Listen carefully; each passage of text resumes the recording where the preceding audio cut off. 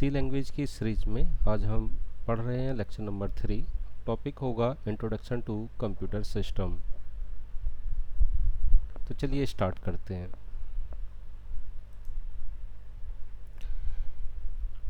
Lecture number 2 में हमने जो पढ़ा था या देखा था वो था सी लैंग्वेज का syllabus.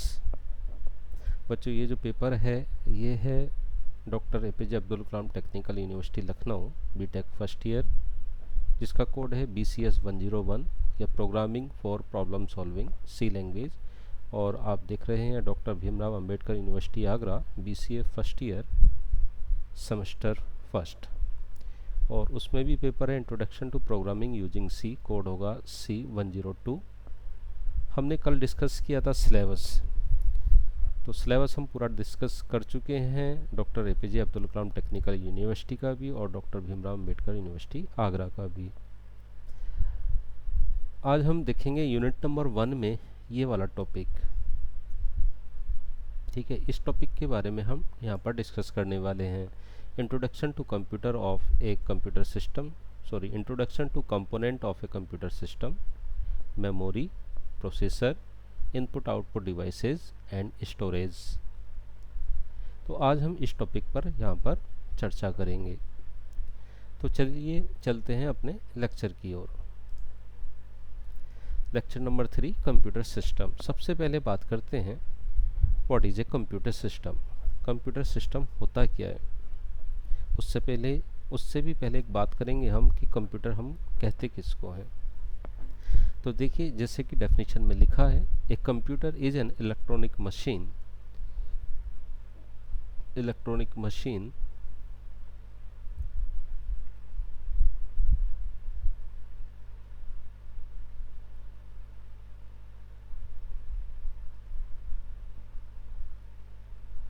That takes an input. ये इम्पोर्टेंट है, इसको याद रखना। एक इलेक्ट्रॉनिक मशीन है जो क्या लेती है, इनपुट लेती है, उस इनपुट को प्रोसेस करती है एंड प्रोड्यूस करती है क्या, डिजायर्ड आउटपुट को। Every computer is a combination of hardware and software. जो हमारा कंप्यूटर सिस्टम होता है वो दो चीज़ों का कॉम्बिनेशन है। किसका कॉम्बिनेशन है, एक हार्डवेयर का और एक सॉफ्टवेयर का।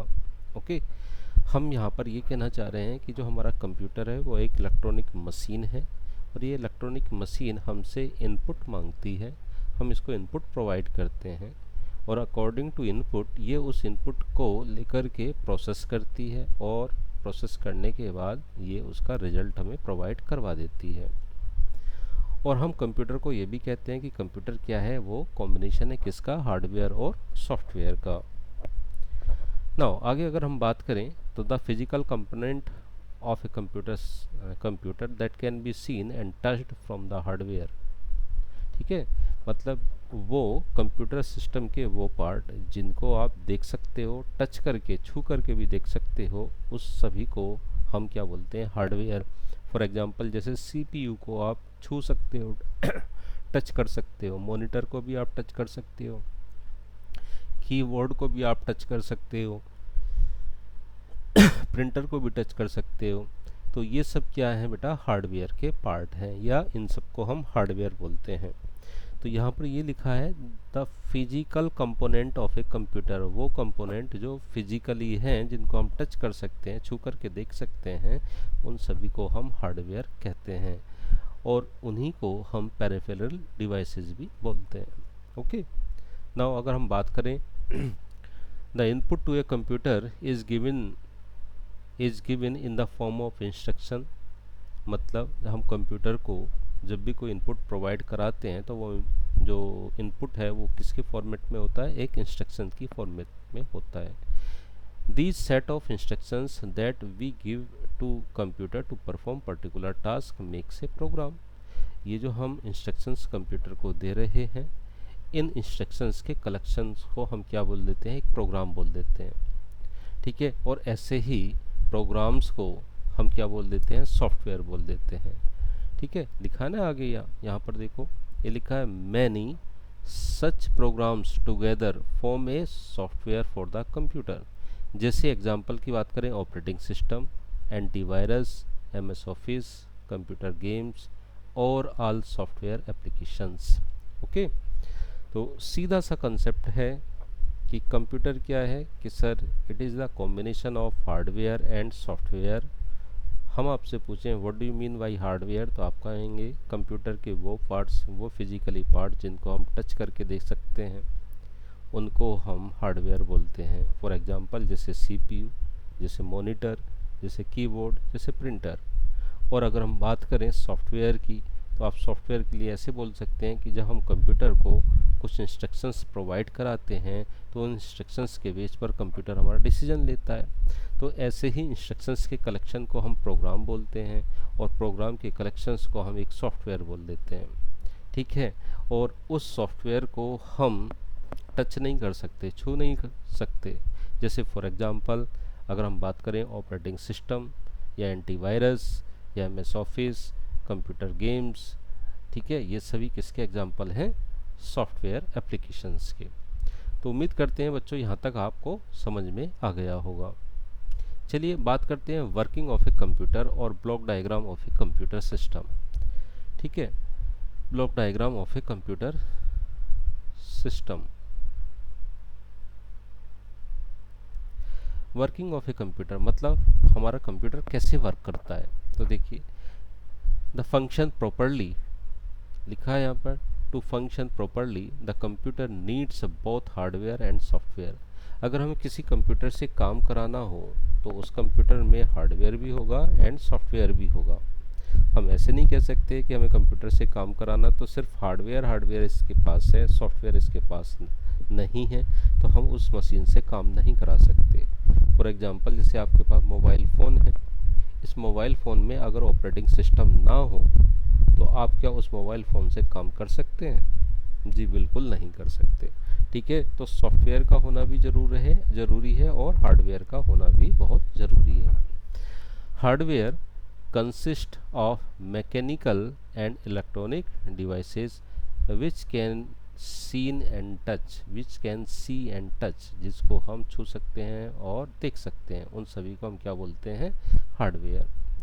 The software consist of programs, जो सॉफ्टवेयर होते हैं वो प्रोग्राम्स को कंसिस्ट करते हैं। फॉर एग्जांपल जैसे ऑपरेटिंग सिस्टम, ठीक है, and the data that reside in the memory and storage devices, इन सभी को हम क्या बोलते हैं भाई? सॉफ्टवेयर बोलते हैं। Okay, now block diagram of a computer, कैसे काम करता है कंप्यूटर सिस्टम। ठीक है, working of a computer system कैसे काम करता है। तो अगर आप इस फिगर से देखें, इसको हम ब्लॉक डायग्राम बोलते हैं कंप्यूटर सिस्टम का। क्या बोलते हैं? Block, BLOCK, block diagram, block diagram, ठीक है, ऑफ कंप्यूटर सिस्टम। ओके, तो देखिए इसमें हम यहाँ पर देख रहे हैं ये क्या है? एक इनपुट है, ये क्या है? एक आउटपुट, और बीच में जो ये पूरा रखा है इसको हम क्या बोलते हैं? CPU बोलते हैं। अब ये जो CPU है, इस CPU के अंदर क्या होता है कि सर एक तो कंट्रोल यूनिट होगा, एक अर्थमेटिक लॉजिकल यूनिट होगा और एक मेमोरी यूनिट होगा।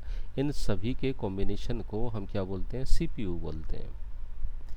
और इस CPU से रिलेटेड क्या है? इस CPU से अटैच क्या है? आउटपुट। तो देखिए आगे डिस्कस करते हैं। हमारा जो कंप्यूटर सिस्टम है, इस कंप्यूटर सिस्टम को हम इनपुट करते हैं इनपुट डिवाइसेस से, और जो इनपुट हमने दिया उस इनपुट को लेकर के ये CPU क्या करता है? इसको कैलकुलेट करता है और कैलकुलेट करने के बाद हमें आउटपुट प्रोवाइड करवा देता है। फॉर एग्जांपल जैसे मैंने ये कहा 3 + 4 कितना होगा, तो मैंने इनपुट दिया 3 एंड देन इनपुट दिया 4 और इनपुट दिया प्लस सिंबल। तो ये सबका सब डेटा इस CPU में चला गया। जाने के बाद इस कंट्रोल यूनिट ने डिसीजन लिया कि क्या काम करना है कि 3 + 4 को ऐड करना है। तो अर्थमेटिक लॉजिकल यूनिट ने उसको ऐड किया और ऐड करने के बाद मेमोरी में उसको रख दिया, और मेमोरी के बाद वो डेटा आउटपुट डिवाइसेस पर शो हो गया। ओके, तो चलिए आगे डिस्कस करते हैं। The working of a computer can be broadly categorised into the following 4 function और स्टेप्स। Number 1, receive input. तो रिसीव इनपुट का मतलब क्या होता है? एक्सेप्ट डेटा या information from user through various input devices like the keyboard, mouse and scanner. मतलब हमें जो है इनपुट को रिसीव करना है। कंप्यूटर क्या कह रहा है कि सबसे पहले मुझे इनपुट चाहिए, तो मैं रिसीव करूंगा इनपुट को। और वो इनपुट कहाँ से मिल सकता है हमें?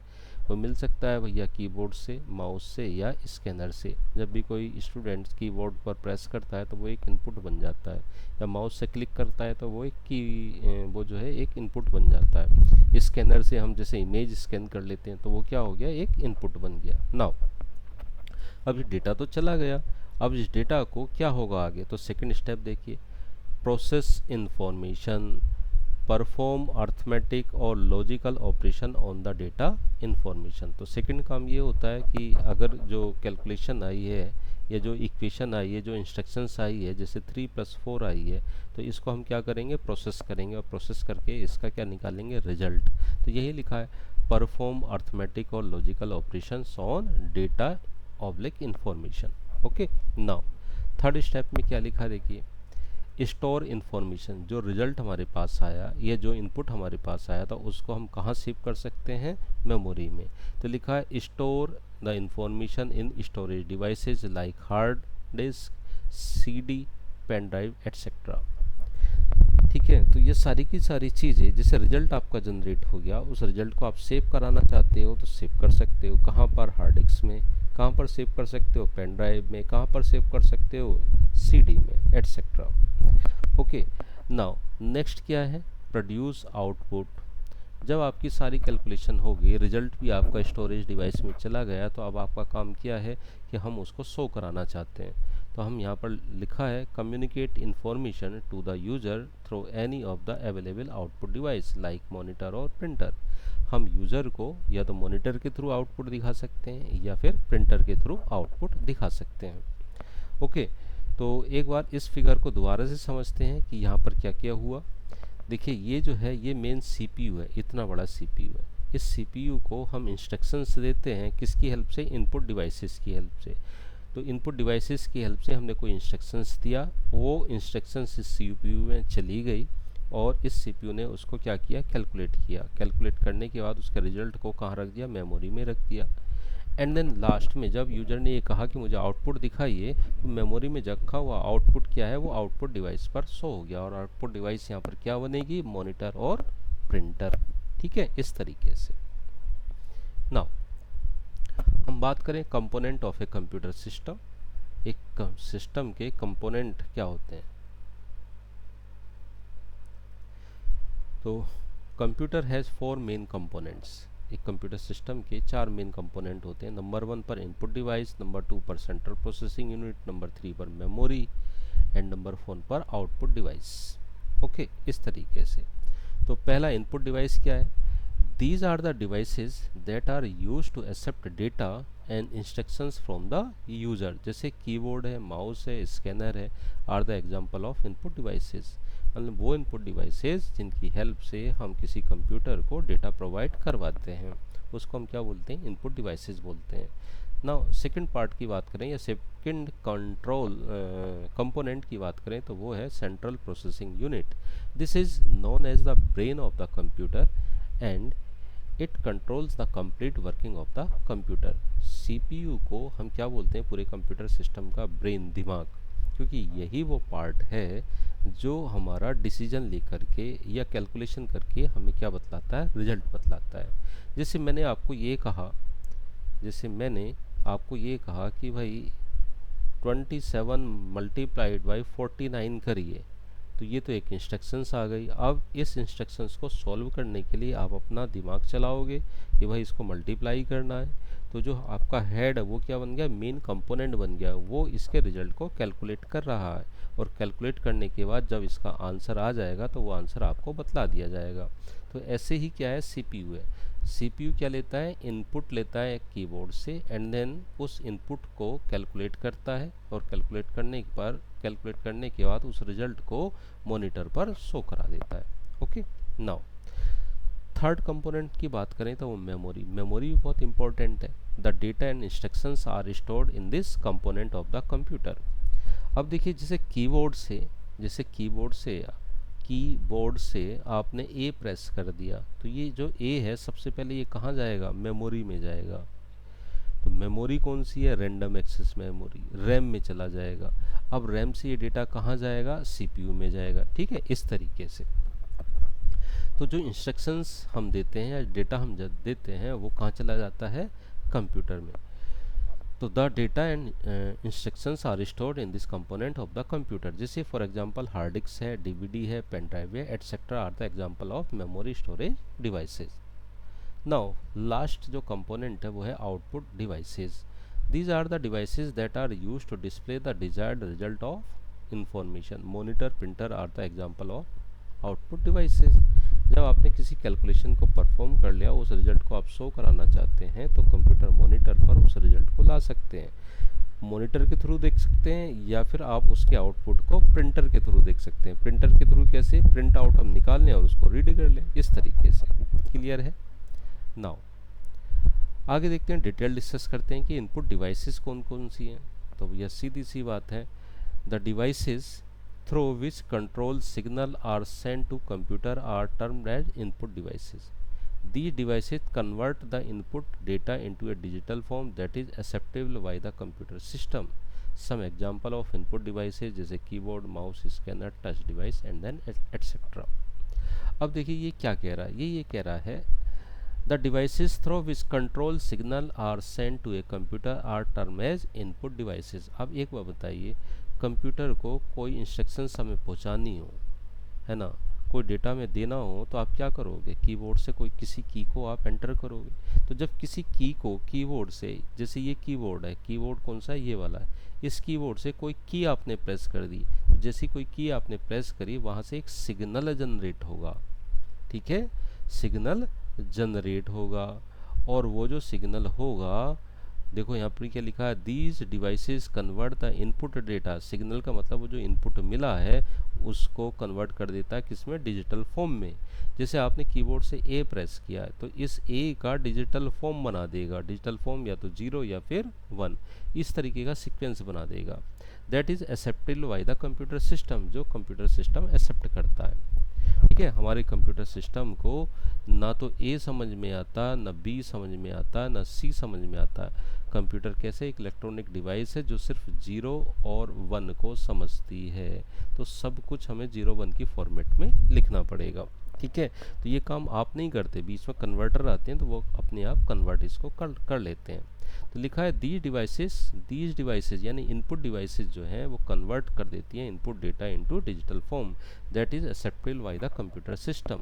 ओके, इस तरीके से ये समझ में आ गया होगा आपको। नाउ यहाँ पर देखिए सेकंड टर्म जो है, data entered through input device is temporarily stored in the main memory. अभी मैंने बताया था कीबोर्ड से आप डेटा को आप जब एंटर करते हो तो वो टेम्परेली स्टोर हो जाती किसमें, रैंडम एक्सेस मेमोरी में ऑफ द कंप्यूटर सिस्टम।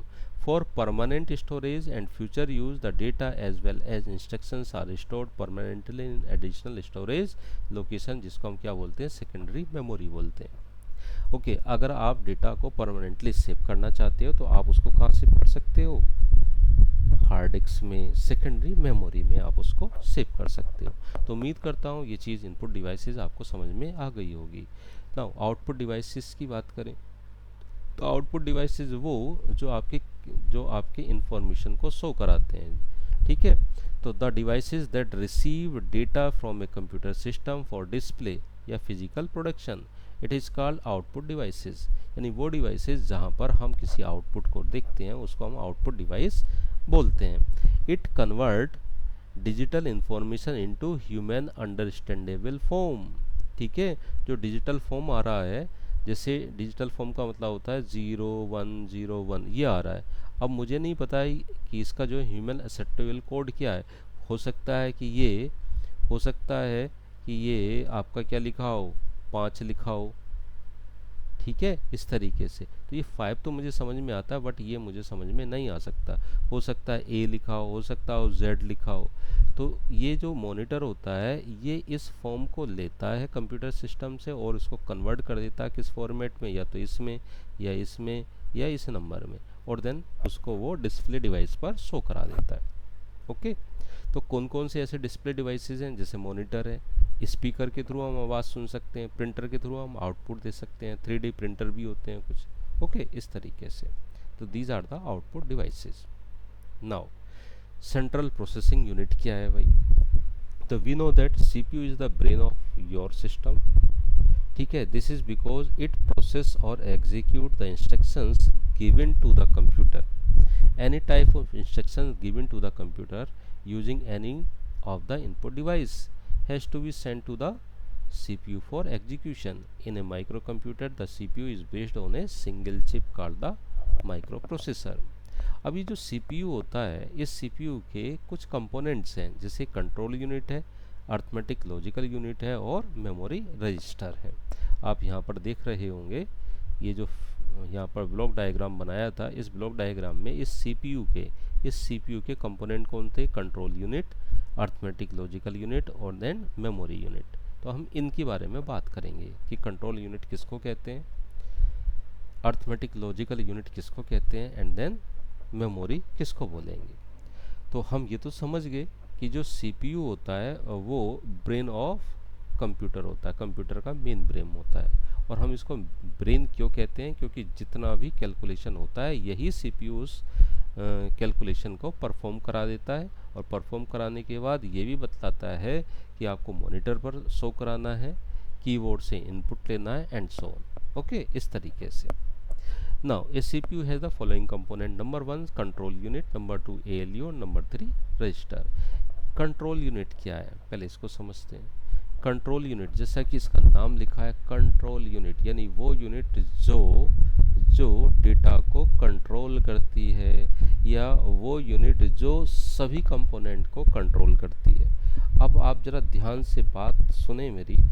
जो कंप्यूटर है, कंप्यूटर में क्या क्या पार्ट्स रहते हैं कि सर कंप्यूटर में तो एक कीबोर्ड है, एक माउस है, ठीक है, एक मॉनिटर है, एक कैमरा है, ठीक है, एक ऑडियो स्पीकर है, एक प्रिंटर है। तो ये सब अलग अलग पार्ट हो गए ना। तो इन अलग अलग पार्ट को कंट्रोल करने का काम किसका है? कंट्रोल यूनिट का है। ओके, तो लिखा है the main function of a control unit is to fetch the data from the main memory. पहला काम मेन मेमोरी से डेटा को फैच करना। Determine the devices and operations involve with it, उस डिवाइस को डिटरमाइन करना जिससे रिलेटेड ये इंफॉर्मेशन है। And produce control signal to execute the operations. Okay, जैसे आपने 3+4 को कंप्यूटर से एंटर कर दिया, तो सबसे पहले कंट्रोल यूनिट क्या काम करेगी? इस डेटा को फैच करेगी। फैच करने के बाद कंट्रोल यूनिट सोचेगी कि ये काम कौन कर सकता है, तो पता लगेगा ये काम एएलयू कर सकता है, अर्थमेटिक लॉजिकल यूनिट कर सकता है। तो इस डेटा को एएलयू को सप्लाई कर देगी, भेज देगी, और एएलयू से कहेगी कि इसकी कैलकुलेशन करिए और मुझे रिजल्ट बताइए। ओके, इस तरीके से। नाउ देखते हैं the main function of the control unit कौन कौन सा है। पहला, इंस्ट्रक्शन फैच करने का, तो इंस्ट्रक्शन को फैच किया जाएगा। The control unit retrieves program instructions from the computer memory, जैसे कहाँ से लेती है? रैम से। These instructions are fetched sequentially का मतलब होता है 1 by 1 at a time from memory address specified by the program counter PC और instruction pointer. Clear? Now instruction decode क्या होता है? डिकोडिंग सुनिए। Once an instruction is fetched का मतलब ये होता है कि एक बार हमने कंप्यूटर से या कीबोर्ड से क्या कर लिया? डेटा को फैच कर लिया, या रैम से डेटा को फैच कर लिया, तो control unit decodes it to determine what operation need to be performed and which data is involve. Okay, उस इंस्ट्रक्शंस के बेस पर ये पता लगाना कि इंस्ट्रक्शंस में काम क्या होना और इससे रिलेटेड डेटा क्या है हमारे पास। This process involves interpreting the binary और machine code representing of the instructions. Clear? Now next है कंट्रोल सिग्नल। तो देखिए कंट्रोल सिग्नल क्या काम करता है। Based on the decode instructions, जब इंस्ट्रक्शंस हमारी डिकोड होगी तो the control unit generate control signal that instruct other component of the CPU and computer system on how to carry out the operations. These control signals manage the flow of data and instruction between various part of the CPU memory. अगर हम हमारा instructions जो step number 2 पर मिला वो decode हो गया, तो कंट्रोल सिग्नल क्या करती है, इस डिकोड इंस्ट्रक्शंस के आधार पर एक सिग्नल जनरेट करेगी और ये बतलाएगी कि ये पर्टिकुलर कंपोनेंट इस काम को करेगा। ओके, इस तरीके से। नाउ एग्जीक्यूशन नंबर 4 पर, तो the control unit directs the arithmetic logical unit, या तो एएलयू को देगी टू परफॉर्म अर्थमेटिक। अर्थमेटिक का मतलब होता है या तो प्लस करना या माइनस करना या मल्टीप्लाई करना या डिवीजन करना या मोड निकालना, इस तरीके से। And logic operation, logic operation का मतलब होता है एंड करना, लॉजिकल एंड, और करना, नोट करना, ये लॉजिकल ऑपरेशंस होते हैं। Okay, as specified by the instructions, it may also facilitate data transfer between CPU, register, memory and input output devices. Now next काम क्या है, memory access का। If an instruction involves accessing or manipulating data in memory, the control unit coordinates the transfer of data between the CPU and memory. Okay, जैसे आपने instructions दिया computer को, a into v लिख दिया, तो आपसे पूछा जाएगा कि what is the value of a, तो जैसी what is the value of A आएगी तो आप ए की वैल्यू कीबोर्ड से इनपुट करोगे, तो कीबोर्ड से इनपुट करोगे तो इनपुट डिवाइस अटैच हो जाएगी। ऐसे ही पूछा जाएगा बी से, बी की वैल्यू आप बताइए, तो बी की वैल्यू आप किससे एंटर करोगे, कीबोर्ड से। या हो सकता है ए की वैल्यू मेमोरी में रखी हुई हो, बी की वैल्यू मेमोरी में रखी हुई हो। तो जो एग्जीक्यूट इंस्ट्रक्शंस हो रही है उसको अगर डेटा की ज़रूरत है तो या तो वो कीबोर्ड से डेटा लेगी या फिर कहाँ से लेगी, मेमोरी से। नाउ नेक्स्ट करते हैं बात ब्रांचिंग की। The control unit handles branching instructions that determine the flow of program such as conditional jumps and loops.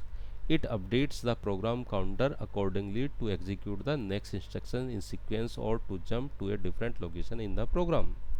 ठीक है, तो जंपिंग का मतलब ये होता है कि एक जो हमारा सिक्वेंशियल प्रोग्राम चल रहा है उसमें कहीं हमने अगर डिसीजन लगा दिया कि ट्रू होने पर ये काम करिए, फेल होने पर ये काम करिए, तो हम ये जो ब्रांचिंग है, ये ब्रांचिंग करने का काम किसका है, कंट्रोल यूनिट का है। Now exception handling, exception handling का मतलब ये होता है कि during the execution of a program if any errors are occurred, तो कंट्रोल यूनिट जो है वो यूजर को बतलाएगी कि आपका जैसे कीबोर्ड अनप्लग्ड हो गया तो उसका मैसेज आएगा कीबोर्ड अनप्लग्ड, या कोई लॉजिकल मिस्टेक आ गई तो वो भी आपका कंट्रोल यूनिट उसको बतलाता है। तो the control unit is responsible for detecting and managing exception and interrupt such as, जैसे हार्डवेयर एरर्स आ गए। हार्डवेयर एरर्स का मतलब जैसे अभी मैंने बताया कीबोर्ड फेलियर हो गया, या सॉफ्टवेयर एक्सेप्शंस आ गए, या एक्सटर्नल सिग्नल्स आ गए। It may change the execution flow to handle these events appropriately. ये सब काम किसका है, कंट्रोल यूनिट का। नाउ क्लॉक सिंक्रोनाइजेशन, तो देखिए the control unit is synchronized with the system clock ensuring that instructions are executed in a precise and coordinate manner. The clock signal determines the rate at which instructions are processed. तो ये जो working था ये किसका था, हमारा control unit का था। ये कंट्रोल यूनिट आपको अच्छे से समझनी पड़ेगी। सबसे ज़्यादा इंपॉर्टेंट पार्ट अगर कंप्यूटर में है तो वो कंट्रोल यूनिट और अर्थमेटिक लॉजिकल यूनिट है। नाउ अब एएलयू का काम क्या है, एएलयू के बारे में सुनते हैं थोड़ा सा। Arithmetic logical unit ALU perform the two types of operation, number 1 arithmetic और नंबर 2 लॉजिकल। अर्थमेटिक ऑपरेशन जैसे फंडामेंटल मैथमेटिकल ऑपरेशंस हैं, जैसे addition, subtraction, multiplication and shifting operation, और लॉजिकल का मतलब एंड और नॉट से है। ये सब काम कौन करेगा, एडिशन का, जोड़ना, घटाना, शिफ्टिंग करना, या लॉजिकल एंड निकालना, और निकालना, नोट निकालना, ये सब काम किसका है, अर्थमेटिक लॉजिकल यूनिट का है। इसके थ्रू हम ये काम करवाते हैं। देखिए मैथमेटिकल में जितने ऑपरेशंस होते हैं या तो जोड़ने के होंगे, या सब्ट्रैक्शन के होंगे, या मल्टीप्लिकेशंस के होंगे, या डिवीजन के होंगे, ठीक है, या शिफ्टिंग के होंगे। तो ये सब काम मैथमेटिकल वाला है तो कौन करेगा, अर्थमेटिक लॉजिकल यूनिट परफॉर्म करेगा। Now memory register, memory register का क्या काम है, मेमोरी रजिस्टर का काम ये है कीबोर्ड से जो डेटा आ रहा है उसको सेव करा के रखना, या तो आप टेम्परेरी सेव करा सकते हैं या फिर उसको परमानेंटली सेव करा सकते हैं सेकेंडरी डिवाइसेस में। तो दीज आर द मेमोरी, ठीक है, memory registers. Now how the CPU and memory works together, अब ये वाला जो पार्ट है ये बड़ा इंपॉर्टेंट है, ठीक है। ये जनरली लोग, ये टीचर्स जो है बताते नहीं हैं, ये बुक में मिलता भी नहीं है, तो हम आपको यहाँ पे बतलाने जा रहे हैं या दिखाने जा रहे हैं how the CPU and memory works together. जो कंट्रोल सेंट्रल प्रोसेसिंग यूनिट है और जो मेमोरी है वो एक दूसरे के साथ मिलकर के कैसे काम करते हैं। तो यहाँ पर आप फिगर देख रहे होंगे, सबसे ऊपर लिखा है कंट्रोल यूनिट, फिर लिखा है अर्थमेटिकल लॉजिकल यूनिट, फिर उसके नीचे लिखा है यहाँ पे प्रोग्राम और उसके नीचे लिखा है यहाँ पर डेटा। ठीक है, देखिए ये है हमारा program, enter first number, enter second number, multiply first and second number, print the result and then end. और ये है हमारा डेटा 100, 4, 400 एंड देन 400। ठीक है, तो यहाँ पर ये जो लिखा ना प्रोग्राम्स, ये प्रोग्राम्स क्या है, यानी यूज़र ने एक प्रोग्राम लिख दिया छोटा सा, क्या a इंटू बी का मुझे रिजल्ट बताइए, इसका प्रोग्राम लिख दिया।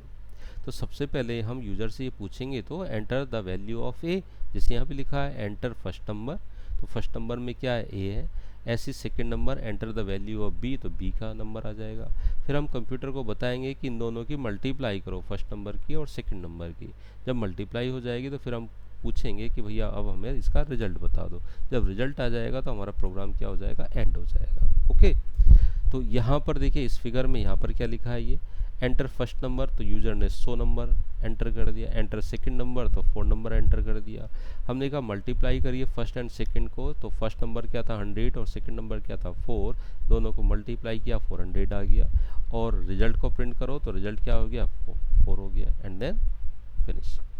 नाउ तो देखिए सबसे पहला प्रोग्राम क्या है, स्टेप नंबर 1 पर the program tells the user enter first number, सबसे पहले ये काम होगा। यहाँ से देखो, let us take an example and understood how CPU and memory works together to execute a given instructions. The control unit recognize that the program has been loaded into the memory. It begins to execute the first step in the program. तो पहला step क्या होगा, the program tells the user enter first number, यानी user के लिए एक message है कि आप हमें पहला नंबर बतलाइए। दूसरा क्या इंस्ट्रक्शंस है, यूज टाइप्स द नंबर 100, यानी यूज़र 100 नंबर टाइप करेगा, कहाँ से, कीबोर्ड से। An electronic signal is send to the CPU, CPU को एक इलेक्ट्रॉनिक सिग्नल सेंड होगा, कहाँ से, कीबोर्ड से, कि हाँ भाई फर्स्ट नंबर हमारा आ चुका है, उसकी वैल्यू कितनी है, 100 है। अब देखिए the control unit recognize this signal and routes the signal to an address in memory से एड्रेस 7। ठीक है, तो मेमोरी में एक कहीं एक ब्लॉक बनेगा और उस ब्लॉक में यहाँ पर क्या स्टोर हो जाएगा, 7। इस पूरे ब्लॉक का एक यहाँ पर एड्रेस होगा। आगे बात समझ में, इस तरीके से। Now after completing the above instructions the next instruction tell the user enter second number, second number को पूछेंगे। अब जिस सेकंड नंबर कीबोर्ड से आप एंटर कर दोगे, जैसे यहाँ पर यूज़र ने 4 नंबर एंटर कर दिया, तो उससे रिलेटेड एक इलेक्ट्रॉनिक सिग्नल सेंड होगा, किसके लिए, सीपीयू के लिए। अब कंट्रोल यूनिट उस सिग्नल को रिकॉग्नाइज करेगा और उस डेटा को एड्रेस 8 पर स्टोर करा देगा। जैसे ये मेमोरी है, यहाँ पर 7 रखा था या डेटा रखा था 107 एड्रेस पर, ऐसे यहाँ पर एक नंबर आपने 4 एंटर किया, किस एड्रेस पर, 8 नंबर पर, तो इसको यहाँ सेव करा दिया। नाउ 7 नंबर पर देखिए, next programme instruction is executed, multiply करिए फर्स्ट एंड सेकंड नंबर को। तो फर्स्ट नंबर कहाँ है भैया, हमारा 100 है। सेकंड नंबर क्या है, हमारा 4 है। तो इन दोनों को मल्टीप्लाई करके इसका रिजल्ट क्या आ गया, 400। Step number 8, to execute this instruction the control unit informs the ALU, यानी अर्थमेटिकल लॉजिकल को बताएगा that 2 numbers are coming and ALU has to multiply them. यानी हमारा कंट्रोल यूनिट ALU को इंस्ट्रक्शंस देगा कि 2 नंबर मैं आपके पास भेज रहा हूँ, अब इन दोनों की मल्टीप्लाई करिए।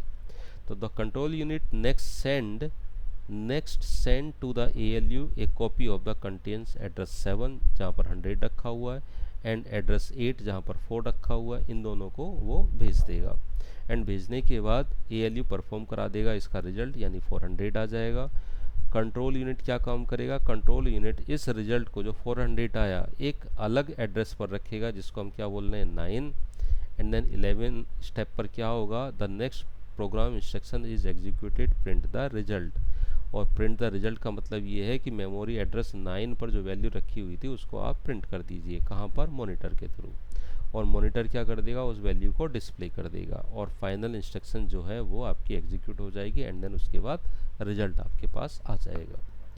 तो इस तरीके से मेमोरी जो है वो कंट्रोल यूनिट के साथ वर्क करती है। यही हम यहाँ पर देख रहे हैं, how CPU and memory works together. Okay, चलो इस चीज़ को एक बार और समझ लेते हैं। यहाँ पर जैसे मैंने यहाँ पर एक छोटा सा कोड लिखा, देखो ध्यान से देखना, क्या लिखा, हैज़ इंक्लूड stdio.h, ऐसे मैंने लिखा हैज़ इंक्लूड conio.h, यहाँ पर लिखा void main। ओके, यहाँ पर लिखा आपने integer a b and result के लिए r आपने डिक्लेयर कर दिया clr scr। आपने यहाँ पर लिखा printf enter value of a, ठीक है। scanf आपने लिखा address format specify %d and address of a। ऐसे आपने लिखा printf enter value of b, ठीक है, इस तरीके से। फिर लिखा आपने scanf %d and then address of b। अब आपने यहाँ पर लिखा r is equal to a multiplied by b और यहाँ पर लिख दिया printf result is equal to %d and then r और यहाँ पर क्या कर दिया, गेट ch। अब देखिए कंट्रोल यूनिट और मेमोरी कैसे कैसे काम करेंगी, ठीक है। इस प्रोग्राम में कंट्रोल यूनिट और मेमोरी किस तरीके से काम करेगी वो समझिए। देखिए इन दोनों लाइनों का पता मुझे पता है कि stdio.h क्यों लिखा है, conio.h क्यों लिखा है, void main क्यों लिखा है। सबसे पहले ये यहाँ पर रीड करते हैं डिक्लेरेशन पर, a b एंड r ये क्या, तीन वेरिएबल हैं और ये तीन वेरिएबल कैसे हैं, इंटीजर टाइप के हैं। तो सबसे पहले यहाँ पर मेमोरी में तीन वेरिएबल डिक्लेयर हो जाएंगे, ठीक है। एक का नाम होगा a, एक का नाम होगा b, एक का नाम होगा r। तीन वेरिएबल यहाँ पर डिक्लेयर हो गए। ओके, अब देखिए इस इंस्ट्रक्शंस के एग्जीक्यूट होने के बाद यहाँ पर क्लियर स्क्रीन हुआ। फिर इस वाली लाइन पर आएंगे, एंटर वैल्यू ऑफ a, तो यहाँ पर मैसेज आएगा ऐसे, एंटर वैल्यू ऑफ a। अब यहाँ पर कर्सर ब्लिंक कर रहा होगा, यानी ये हमसे ये कह रहा है कि आप एक नंबर एंटर करो। तो आपने एक नंबर एंटर कर दिया 100, ठीक है। तो जैसे ही आपने यहाँ से एंटर किया तो ये 100 जो नंबर आपने कीबोर्ड से एंटर किया था, इसका एक सिग्नल जनरेट होगा। वो सिग्नल कौन ले लेगा, कंट्रोल यूनिट। और कंट्रोल यूनिट इस सिग्नल को एक्सेप्ट करने के बाद इसको भेज देगा एक एड्रेस पर, और वो एड्रेस सपोज दैट क्या है, ए, तो यहाँ पर इसको शो करा देगा, यहाँ पर इसको सेव करा देगा। ऐसे सेकंड मैसेज आएगा ये वाला, एंटर वैल्यू ऑफ बी, ठीक है। यूजर ने यहाँ पर 4 एंटर किया तो एक कंट्रोल सिग्नल जनरेट होगा, वो कंट्रोल यूनिट उसको रीड करेगी और रीड करने के बाद इस डेटा को एक रजिस्टर में या एक मेमोरी लोकेशन पर सेव करा देगी, जिसको हम बी बोल रहे हैं, 4। फिर उसके बाद ये आएगा r is equal to a into B, तो यहाँ पर देखेगा a इंटू बी की मल्टीप्लाई है, तो कंट्रोल यूनिट एक सिग्नल जनरेट करेगा और सिग्नल जनरेट करने के बाद इसको सेंड करेगा किसके पास, ALU के पास, अर्थमेटिक लॉजिकल यूनिट के पास, कि भाई a और b दो वेरिएबल, इन दोनों की मल्टीप्लाई करके मुझे रिजल्ट बतलाओ। तो a की वैल्यू कहाँ से उठ के आएगी, मेमोरी से, तो मेमोरी से आ गया 100, b की वैल्यू क्या आ गई 4, तो इनका रिजल्ट क्या आया 400। तो ये 400 किसको दे दिया हमने, r को, तो एक सिग्नल जनरेट हुआ और इस 400 को हमने r लोकेशन पर यहाँ पर सेव करा दिया। इसके बाद ये आया printf, रिजल्ट को प्रिंट करिए, तो रिजल्ट इज इक्वल टू क्या जाएगा भाई, कि भाई r के एड्रेस पर जो रिजल्ट रखा हुआ था उसको प्रिंट करो, तो यहाँ पर क्या रखा था 100, तो 100 इसको प्रिंट करा देंगे। तो इस तरीके से कंट्रोल यूनिट और memory, control unit plus memory work करते हैं। तो ये चीज़ आपको समझनी पड़ेगी। ओके, तो ये था बच्चों हमारा थर्ड लेक्चर। इस थर्ड लेक्चर में आपने जो पढ़ा, जो समझा, वो सब कुछ आपके सामने है। ये नोट्स आपको कि ये नोट्स आपको जो है इसी वीडियो के साथ डिस्क्रिप्शन बॉक्स में मिल जाएंगे, आप वहाँ से इसको अच्छे से रीड कर सकते हो। नेक्स्ट लेक्चर में हम पढ़ने वाले हैं ऑपरेटिंग सिस्टम के बारे में। ठीक है, तो नेक्स्ट लेक्चर का वेट करिए एंड अपनी स्टडी करते रहिए। Thank you very much.